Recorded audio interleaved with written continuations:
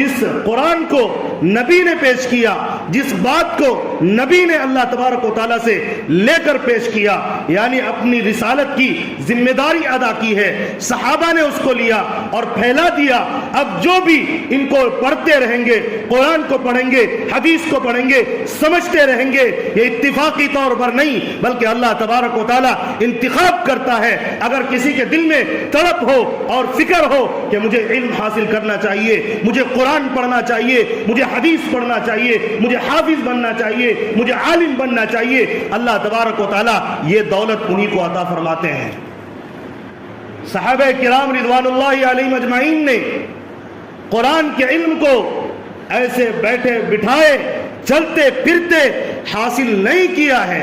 اگر ہم یہ سوچتے ہیں تو یہ غلط ہے۔ اٹھائیے احادیث، اٹھائیے قرآن مقدس اور اس کی تفاسیر کو پڑھیے۔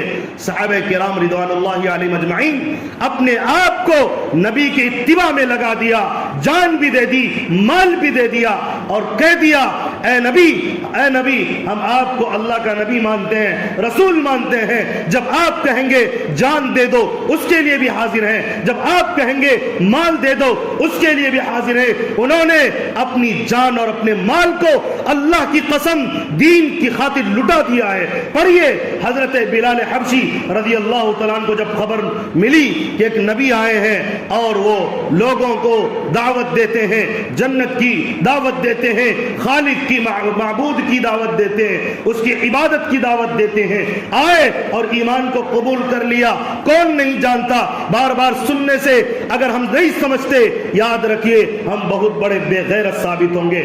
اللہ کے پاس اس بے غیرتی کا، بے حسی کا حساب دینا پڑے گا۔ حضرت بلال حبشی رضی اللہ عنہ کے بارے میں آتا ہے امیہ بن خلف جو مشرکین کا سردار تھا، ان کو گرم ریت پر لٹا دیتا تھا اور گرمی میں، سخت گرمی میں لٹا کر اور وزنی پتھر ان کے سینے پر رکھ دیا جاتا تھا اور یہ وہ کہتا تھا یا تو اسلام چھوڑ دے یا وہ اسلام نہ چھوڑے تو کم سے کم اسی حال میں مر جائے، لیکن قربان جاؤں بلال حبشی کے قدموں پر، بلال حبشی کی زبان پر ان کے پاس ایک ہی لفظ تھا، اے ظالمو تم مجھے جان سے مارنے کی کوشش کر دو، مار دو، میں نے جان کو بھی اللہ کے نام پر بیچ دیا ہے، میں نے مال کو بھی اللہ کے نام پر بیچ دیا ہے، میری جان بھی اللہ کی امانت ہے، یاد رکھ لو، تم مارو جتنا مارتے ہو، مارتے مارتے تھک جاؤ گے، میں جان دے دوں گا، لیکن یاد رکھنا احد احد احد، اللہ ایک ہے، اللہ ایک ہے، معبود وہی ہے،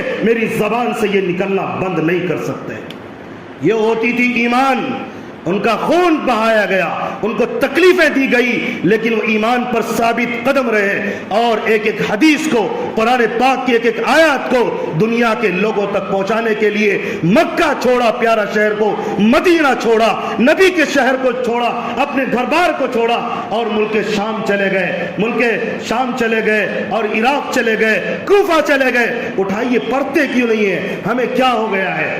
حضرت خباب بن الارض رضی اللہ عنہ کے بارے میں آتا ہے، ان کو سخت ریت پر لٹا دیا جاتا تھا اور اتنا گرم ہوتا تھا، کبھی کبھی ان کو آگ کے ذریعے سے، گرم کیے ہوئے لوہے سے ان کو داغا جاتا تھا۔ حضرت خباب بن الارض رضی اللہ عنہ یہ شروع میں اسلام لائے ہوئے تھے۔ ان کے بارے میں آتا ہے ایک مرتبہ جب ان کے کمر کے پاس سے کپڑا اٹھایا گیا، پتا چلا کہ یہاں پر گوشت اور پوست نہیں ہے، تو انہوں نے بتایا کہ میرے گوشت اور پوست سے جو چربی اور خون نکلتا تھا اس سے آگ میری بجھتی تھی جس پر یہ ظالمین مجھے لٹا دیا کرتے تھے۔ صحابہ کرام نے بڑی بڑی قربانیاں دی ہیں، ہم کیا کیا آپ کو بتائیں، ہم پڑھتے رہتے ہیں لیکن ہم سمجھنے کے لیے تیار نہیں۔ آئیے، یہ تو صحابیت کا دور تھا جنہوں نے اللہ اور اس کے رسول پر اپنے آپ کو فدا کر دیا تھا۔ کیا آپ نے نہیں سنا ان صحابہ کرام کے بارے میں جن کے پاس کھانے پینے کو کچھ نہیں ہوتا تھا؟ صفہ چبوترے پر نبی پاک علیہ الصلوۃ والسلام کے گھر کے قریب آ کر پڑے رہتے تھے کہ نبی بولے اس کو لکھ لیا جائے، نبی بولے اس کو نوٹ کر لیا جائے، نبی پر قرآن نازل ہو اس کو یاد کر لیا جائے، اور بھوکے پیاسے تڑپتے رہتے، کھانا ملتا کھا لیتے، نہ ملتا بھوک کی شدت کو برداشت کرتے، لیکن نبی کا در نہیں چھوڑتے تھے۔ حضرت عبداللہ ابن عباس رضی اللہ تعالیٰ اتنے بڑے مفسر بن گئے، قرآن کو یاد کر لیا اور پوری زندگی پھیلاتے رہے۔ صحابہ کرام میں قرآن پاک کے معانی اور مفاہیم کو سب سے زیادہ اگر کوئی سمجھنے والے تھے حضرت عبداللہ ابن عباس رضی اللہ تعالیٰ تھے۔ اللہ تبارک و تعالیٰ نے ان کو قرآن پاک کی فہم میں ایک الگ مہارت اللہ تبارک و تعالیٰ نے عطا کی تھی۔ سوچتے ہیں یوں ہی آ گیا ہے۔ حضرت عبداللہ ابن عباس کے بارے میں آتا ہے، میرا حال یہ ہوتا تھا کہ میں ہر وقت اسی فکر میں لگا رہتا تھا کہ نبی کی حدیث کسی کے پاس ہو، میں اسے جا کر حاصل کر لوں۔ مجھے پتہ چلتا تھا میں ہر حال میں اس صحابی کے دروازے پر جاتا، ان سے پوچھتا تھا اور اس حدیث کو یاد کر لیتا تھا۔ ایک مرتبہ کا واقعہ بلکہ کئی مرتبہ ایسا ہوتا کہ میں جاتا، اگر اس صحابی کا، اس علم والے کا، صاحب حدیث کا دروازہ کھلا ہوتا، ان سے بات کر کے حدیث لے لیتا۔ اگر دروازہ کھلا نہیں ہوتا میں ان کے دروازے پر لیٹ جاتا تاکہ جب وہ باہر آئے تو ان کے پاس جو علم حدیث ہے میں اس کو لے لوں، اس کو حاصل کر لوں، نبی کے بات کو لے لوں۔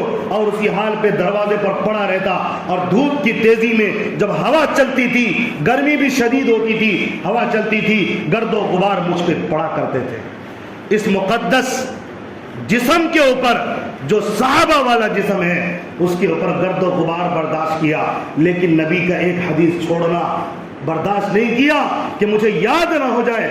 جہاں جہاں پتہ چلے گا وہاں پہنچ کر نبی پاک علیہ الصلوۃ والسلام کی حدیث کو یاد کرو۔